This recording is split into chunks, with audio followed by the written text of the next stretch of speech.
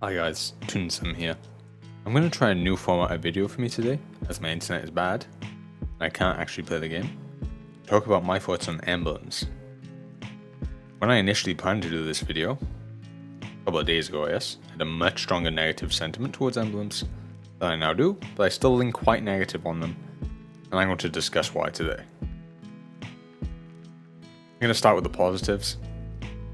For the last few days after I ended my boycott of emblems, I've been enjoying experimenting with what different builds I can do for different characters.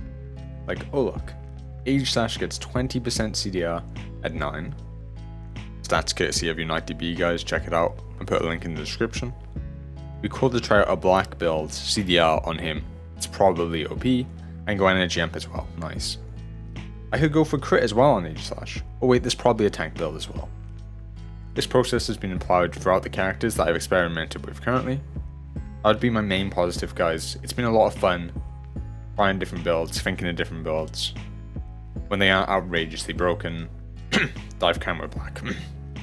The other positive would be that it's actually given me something to use my energy rewards on. Been disappointed with the energy system so far, like, there's been nothing to get for months. Which is why lots of players have had large stockpiles. And this leads us into the negatives, guys. Those would be my positives. So for negatives, I'm going to split it up into concerns, core concerns, and annoying concerns. Because I feel like some problems are much more at the heart of the concept of emblems, and others are just poor implementation.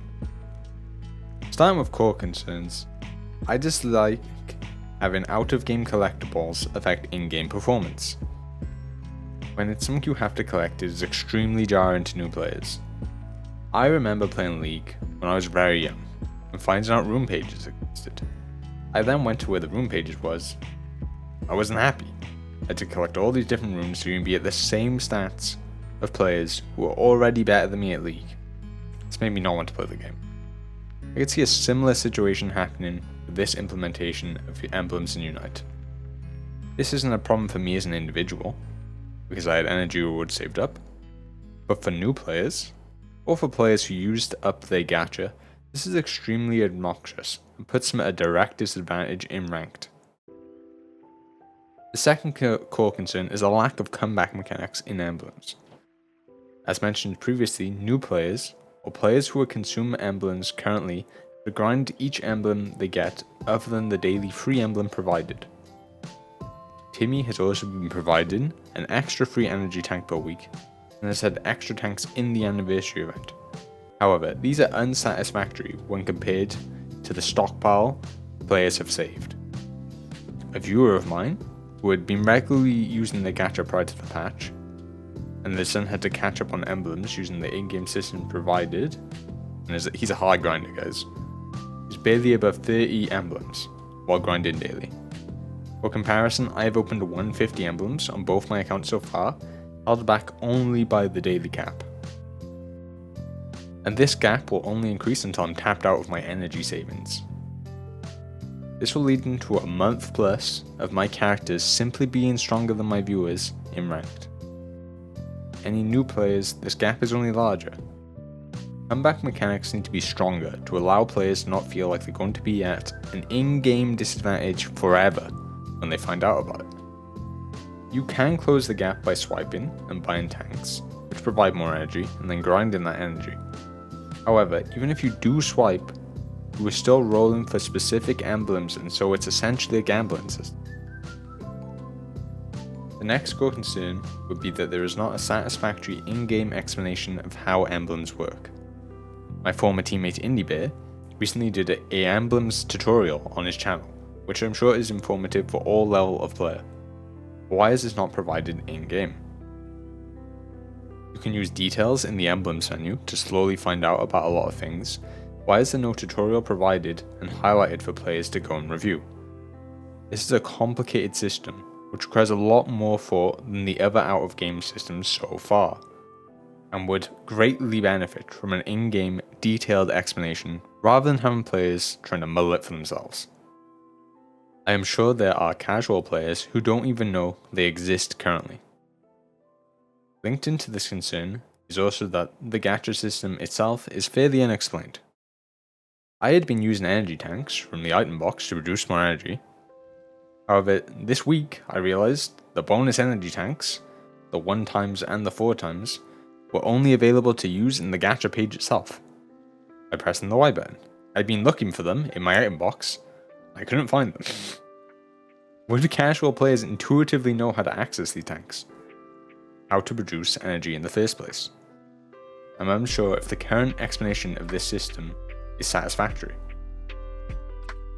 My final core concern would be that the emblems seem extremely hard to balance around. We are already noticing some very broken characters with emblems. In the background playing of this video is me spamming dive cram and just murdering everybody. This footage is only of a 2 set bonus dive cram in black, as I did my build wrong, and I had 2 Atkinses instead of another unique black emblem, and so I only had 6 out of 7 blacks. Therefore I'm missing 4% CDR. The gameplay would be magnified that you see behind you if I hadn't messed up my build. Other outliers in this strength are obviously going to become more apparent in the coming days, but Machamp also seems ridiculously overpowered with crit runes. Like, I had a game where it would just cross-shop auto me, and I was playing ADC and I would just be dead. Just cross-shop auto, dead, and it happened like 5 times in a row. I was not happy. I'm unsure how they're going to effectively balance this system. Are they going to nerf the Pokemon themselves, or the emblems? Who knows? That would be the end of my core concerns, guys. Now to go into annoying concerns, things about the system currently which are just annoying. When the first one would be that it's in ranked, but not in competitive.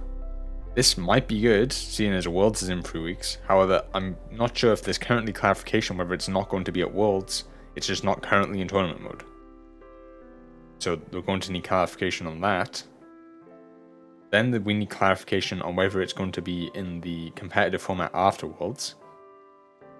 If it is going to be in the competitive format afterwards, we're going to need some work. Are all the emblems going to be provided in the tournament mode? Who knows? I don't know.